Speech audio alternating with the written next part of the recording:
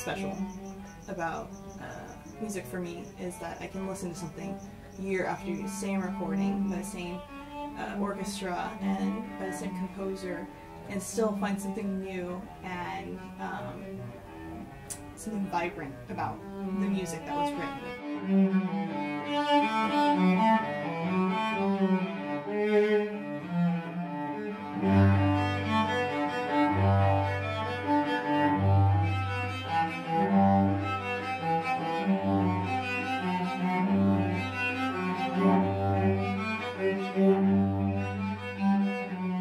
I actually began playing cello when I was 16 years old, and I heard a recording of Jacqueline Dupre performing the Elgar Cello Concerto, and something about the way that she played the opening bars of that just really struck me as being something just full of passion, and like I can't come to the conclusion that like I had to play the cello, like that was my instrument. And so I actually spent like a year and a half like begging my mother to allow me to play, just because, you know, the instrument's so expensive.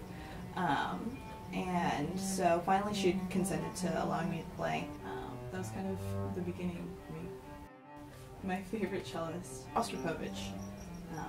He just has so much power when he plays, and it's like I can listen to a recording of millions of cellists and listen to one without knowing who's playing and be able to spot that it's Rostropovich just because of like the strength in his sound. So he's definitely one of my favorite cellists and someone that I really look up to for my playing.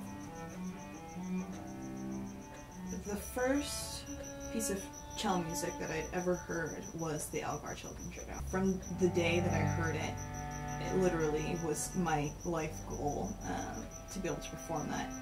I've kind of fallen for other pieces of music as well, one of them being the Rococo Variations by Tchaikovsky. There's just a light airiness to it that it makes me kind of feel kind of like I'm floating on a cloud, and I think that's really a neat experience.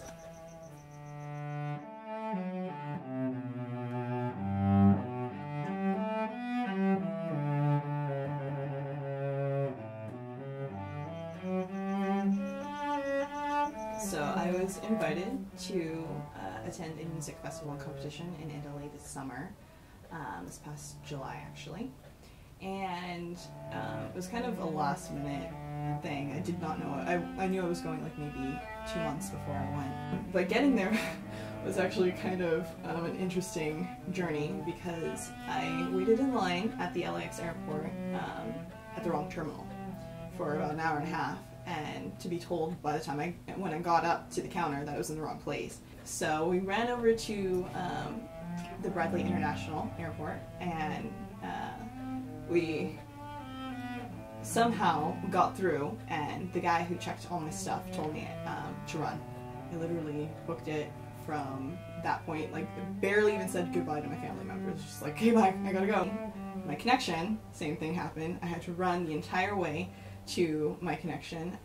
After I actually landed in Italy, I had to take a train from Milan into Cremona, and I had to run the entire platform where the trains are, which there was 23 different trains in this one area. So I had to run the entire platform of that with all of my luggage. As soon as my feet set on the train, it left, and it already started out like crazy. And I got to study with a cello teacher there who was from New York but originally from Russia, and he is a complete artist. I grew a lot, you know, when I was there with my playing and just understanding music as an art form and not just a technique. So when I was in Cremona, I met someone and we became really good friends, and he happened to have his birthday while we were there. And so he wanted to like just totally treat himself to something ridiculously special, and there's a really fancy restaurant there. Fancy to the point where, you know, there's no price, you know, on the menu, and he orders a bottle of wine and says, we're not leaving this restaurant until we finish the bottle of wine. We finish the bottle of wine, we leave, And we get to the concert and we literally get up on stage and start playing, and I'm reading the music and realizing I can't read the music because I had too much to drink, and I literally was skipping lines and I couldn't figure out where I was. So don't drink and play music at the same time. Bad idea. Right now I'm focusing on competitions, but after the competitions I'm planning on finishing school and hopefully being accepted into Juilliard, which is kind of my bigger goal. Juilliard is one of the premier music schools in America. It's internationally recognized, so that's kind of what's on the table for now.